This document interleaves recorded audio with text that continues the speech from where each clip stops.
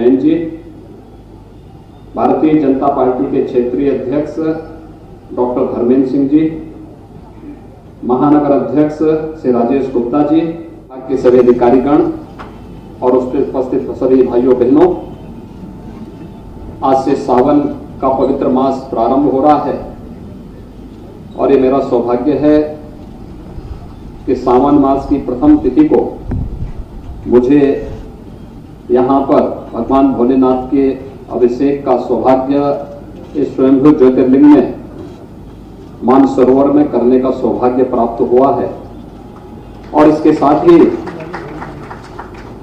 मानसरोवर के साथ साथ रामलीला मैदान के पुनरुद्धार, पर्यटन विकास की पुनरुद्धार की कार्य योजना को आज लोकार्पण का अवसर भी हमें प्राप्त हुआ है।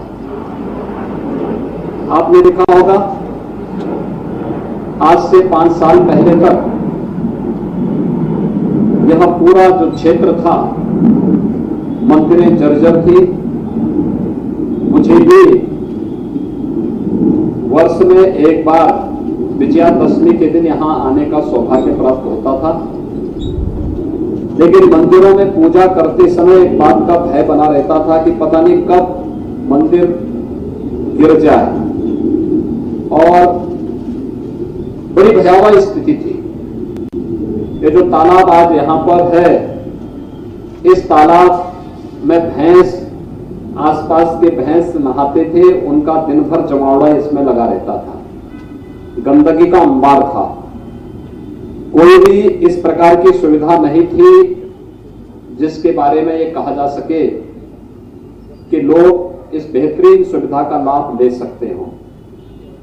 लेकिन आज मुझे बताते हुए प्रसन्नता है कि जो यहाँ की जन भावनाएं थी, उन जन भावनाओं के अनुरूप यहाँ पर बेहतरीन पर्यटन सुविधाओं का विकास होने के साथ ही यहाँ पर आज सुंदरीकरण के सभी कार्य आज पूरे हो चुके हैं। आपने देखा होगा, चारों मंदिरों को जन सहयोग से बनाया गया। मंदिरों को बनने के साथ ही यात्री सुविधाओं का विकास भी हुआ है। यहाँ पर जो तालाब 5 वर्ष पहले गंदगी का अंबार था, आज वो तालाब कितना सुंदर है। और उस सुंदर तालाब के साथ ही आसपास के क्षेत्र में पर्यटन विकास की संभावनाएं कितनी अच्छी बनी है। एक दर्शनीय स्थल बन गया है। मैं इसके लिए आप सभी को, पूरे गोरखपुर वासियों को हृदय से बधाई देता हूं, अपनी शुभकामनाएं देता हूं। और भगवान शिव का ये महीना है, सावन का महीना। सावन के मास में भगवान शिव, भोलेनाथ शिव के इस पावन धाम में सुंदरीकरण के इस कार्य का लोकार्पण करने का सौभाग्य भी मुझे प्राप्त हुआ है। मैं इसके लिए आप सबको हृदय से बधाई देता हूं। लेकिन कुछ चीजें हैं जो हम सबको देखनी होंगी। एक कि हम लोग जन सहयोग से और सरकार के स्तर पर विकास के कार्यक्रमों को आगे बढ़ा सकते हैं।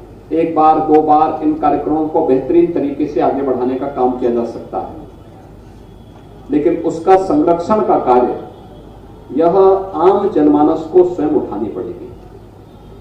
हम सबको इस बात को ध्यान में रखना होगा कि जो चीज बनी हुई है हमारी विरासत का प्रतीक है। इसके सुंदरीकरण पर, इसमें गंदगी नहीं करेंगे, इसको नुकसान नहीं पहुंचाएंगे। और अगर कोई व्यक्ति किसी दुराग्रह से नुकसान पहुंचाता है, गंदगी पहुंचाता है, तो उसको हम लोग बहुत उत्साहित करें कि भाई ये काम मत करो। और अगर वह उदंडता पे उतर आता है तो उसके खिलाफ फिर कानूनी कार्रवाई भी आपको कराने में संकोच नहीं करनी चाहिए, क्योंकि ये विरासत है आपकी, आपके पूर्वजों की। हम लोगों ने जन सहयोग से और शासन के सहयोग से इसके पुनरुद्धार का कार्यक्रम किया है। कितना अच्छा ये बन गया है। लोग परिवार के साथ आके दर्शन कर सकते हैं, यहाँ की सुविधाओं का लाभ ले सकते हैं। वर्ष भर में यहाँ धार्मिक कार्यक्रम, आध्यात्मिक कार्यक्रम चलते रहने चाहिए, इस प्रकार की व्यवस्था की गई है। तालाब के किनारे, तालाब में आप देख सकते हैं कितना सुंदर पानी है। आज कोई भी उस पानी को वहां पे ले सकता है, उसको देख सकता है, वहां पूजा कर सकता है। लेकिन वह बने रहें, यह हमारी जिम्मेदारी बनती है। और मानसरोवर का इस सैकड़ों वर्षों की विरासत का पुनरुद्धार का एक कार्यक्रम जो आज संपन्न हुआ है, हम सबको इस बारे में ध्यान में रखना होगा कि तालाब आजादी के अमृत महोत्सव वर्ष में अमृत सरोवर के रूप में भी आप इसकी पहचान दिला सकते हैं कि अमृत सरोवर के रूप में आपने इस तालाब को कितना सुंदर बना दिया है, सुंदर तालाब हो चुका है। यहां पर ढेर सारी अन्य सुविधाएं इसके साथ यहां जुड़ेंगी, लोगों को प्राप्त होंगी। लेकिन हम पूजा करते समय इस बात को जरूर ध्यान दें कि पूजा के नाम पर हम लोग कोई नया स्ट्रक्चर न खड़ा करें, गंदगी न फैलाएं, कोई भी ऐसी वस्तु जो हम लोगों ने पूजा करने के बाद वहां छोड़ी है उसको हम जो निर्धारित स्थल है वहीं पर रखें, जहां तहां न फेंकें। मूर्तियों पर भी हम लोग तिलक लगाने का प्रयास न करें, गंदगी न करें, जबरदस्ती पानी डालने का काम भी न करें, कहीं जो रेलिंग लगाई गई है उसके साथ झूलने का प्रयास न करें। और रेलिंग एक व्यवस्था है आपकी सुविधा के लिए। उन सभी कार्यों के साथ हम जुड़ जाएंगे तो आप देखेंगे बहुत सारे लोगों को यहां आने का अवसर प्राप्त होगा, वे लोग इसका आनंद ले पाएंगे, अपनी आस्था को शांत कर पाएंगे और उस सुविधा के माध्यम से उनकी आस्था भी प्रबल होगी। ढेर सारे लोगों के लिए एक अवसर प्राप्त होंगे।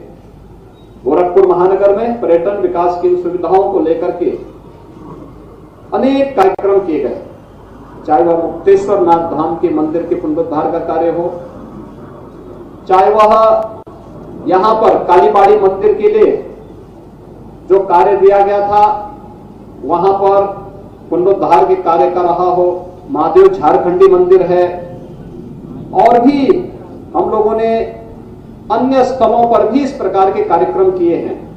गुरुद्वारों के भी पुनरुद्धार के साथ ही वहां के सुंदरीकरण के कार्य मोहद्दीपुर और जटाशंकर गुरुद्वारों में भी सुंदरीकरण के इस कार्यक्रम को सरकार ने आगे बढ़ा करके पर्यटन विकास की ढेर सारी संभावनाओं को जो जन आस्था का सम्मान कर सके उसे आगे बढ़ाने का कार्य किया है।